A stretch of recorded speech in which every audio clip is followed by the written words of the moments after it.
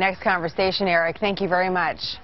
We're asking, what kind of impact does Turner's win in New York have on the national scene? What does it mean for President Obama as he tries to win re-election in 2012? Joining us now, David Drucker, a staff writer at Roll Call. So is this a referendum on the president and his policies, David?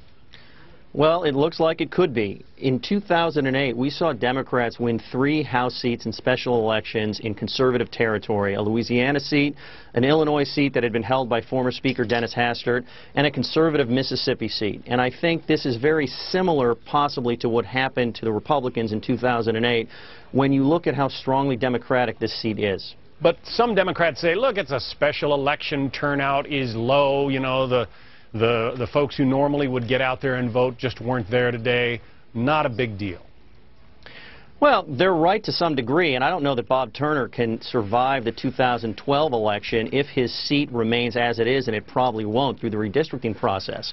But when you look at the dissatisfaction with the president, according to the polls, and you look at the fact that so many strong Democrats voted against Mr. Weprin and for a Republican like Bob Turner, who really didn't soft pedal his conservatism, I think it says something. Now, clearly, there were some local issues at play. Mr. Weprin serves in Albany, and nobody in New York likes Albany. He voted against the gay marriage bill, and that doesn't go over well with Democrats. But ultimately, when you look at the margin of victory here, I don't think you can dismiss the fact that it could mean a lot about what is to come. Even though so much time is left between now and the elections, everything could change, and this could clearly be an afterthought by the time people go to the polls next year. We are looking at live pictures right now of the president in Raleigh-Durham, North Carolina. Air Force One has just touched down there.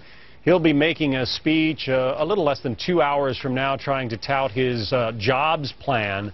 What are you hearing, David, about the whispers that are being said in Washington to the president's people about the message that this sends? Well, this is never good because this helps Republican fundraising, it helps enthusiasm, and it scares Democrats. And I think the message to the president is that he needs to focus on jobs and the economy, which he has been doing in September, and he's got to see if he can turn this thing around. Now, there's a lot of time. He's going to end up with a Republican opponent who, by the way, will come to define the Republican Party in the elections much more than House Speaker Boehner and the Republican-controlled House of Representatives. So I don't think we can draw final conclusions, but we've seen this play before. And when voters are unhappy with an administration, when they're unhappy with their own party, they're willing to cross the aisle to send a message because their thinking is, it can't get any worse and I'm really upset. David Drucker is our guest from Roll Call. David, thank you. Thanks a lot.